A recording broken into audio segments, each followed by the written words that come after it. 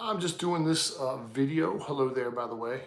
My name is Jay. I'm doing this video in reference to anterior cervical discectomy and fusion that I had about a month and 12 days ago on February 16th. Excuse me if I look distracted. I've got kittens trying to get in the middle of the video.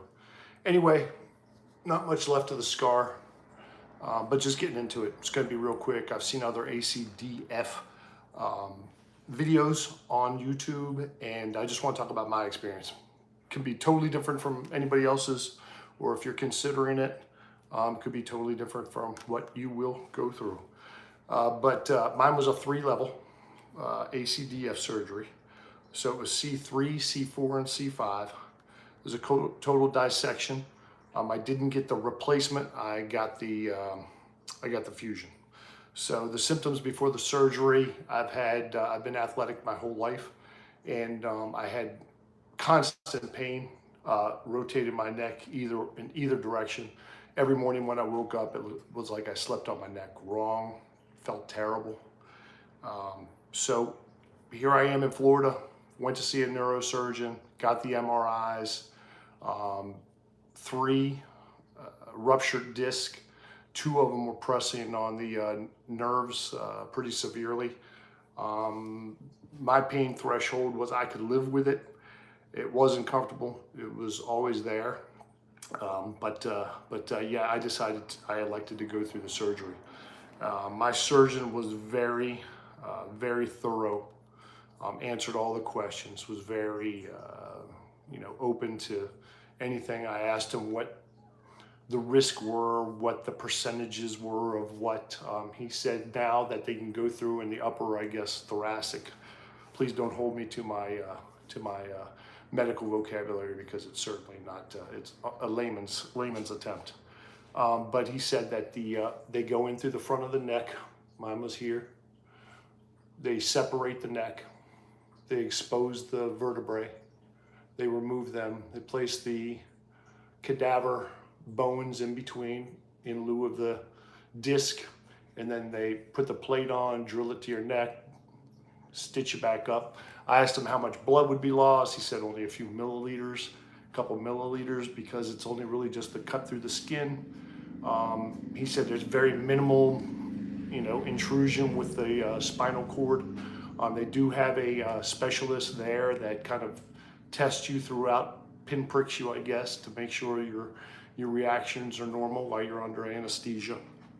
The facility was an outpatient facility here in South Florida. Amazing staff. The anesthesiologist, amazing as well, came in, explained everything to me. Really good, funny bedside manner. Can't recommend them any more than I have. But anyway, getting into the surgery itself and the recovery, like I said, I'm going to keep this short. A lot of these videos are like a half an hour or more. I don't know why, but they're probably more detailed and more structured. I'm kind of winging it. So what I'm going to talk about is, nurses explained everything. It was a nice heated hospital bed. The staff was calming in the outpatient area. Waking up after surgery, I went in at, I think 9 o'clock was my scheduled surgery. All the prep, I had to be there at 8, sign all the waivers and everything. I woke up around 2, they woke me up.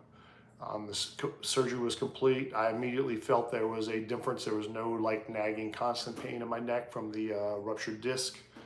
And yeah, so it was feeling good almost immediately. They discharged me without a neck brace. You'll note a lot of people on these videos are discharged with neck braces.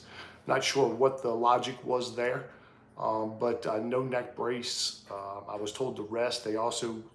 They prescribed me a stool softener, which if you're going to take the surgery, I'd definitely take the stool softener. That's probably a smart move. Get a little bound up with the anesthesia. And they gave me like 40 capsules of oxycodone, which honestly, throughout my recovery, I maybe took 2 Advils. I tossed the rest of the oxy in the toilet, or I didn't take any, so I tossed all of it in the toilet. I don't know why they prescribed you that much. Maybe some people have lower pain tolerances. I have no idea. And they also prescribed a medication for back spasms because the back of your neck really does, it stays stiff and tight. I still get tightness being a month and a half out of the surgery. My rotation's good.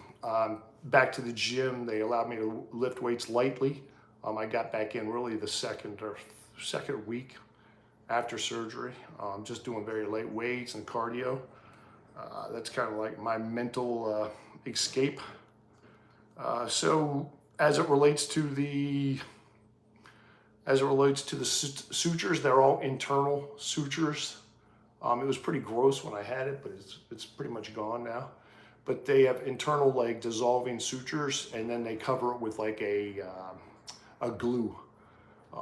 The glue is, he said, partially to help the sutures kind of mend, heal, but also the glue is to prevent wetness, any kind of moisture exposure. So I took a shower the second day with the bandage. That you leave the bandage on for 1 week. So, well, not for 1 week. I had it on for 5 days. So my surgery was on a Monday. Removed the bandage on Saturday, and I wasn't to put it back on. They just don't want direct water hitting. So when I took a shower, it just kind of held my neck. Shaving was kind of a little bit of an issue because of the scabbing and the glue and the mess that was around there. So it looks like you kind of have a mess in your neck there. But yeah, so my experience with the 3-level ACDF surgery was a positive one. It's one that I'd recommend if you're in constant pain from ruptured disc. Like I said, I got mine from just years playing sports and contact issues. But anyway, didn't want to take up too much time. Don't want to be a blowhard, but I did want to give my version of what the ACDF was like for me. And again, it could be very different from you if this is something you elect to do. If you have any questions, you can certainly DM me or message me in comments. But this is my first and only live I'm ever going to freaking do. So if I appear nervous and stammering, that's why. So if anybody watches this, I appreciate your time and thank you.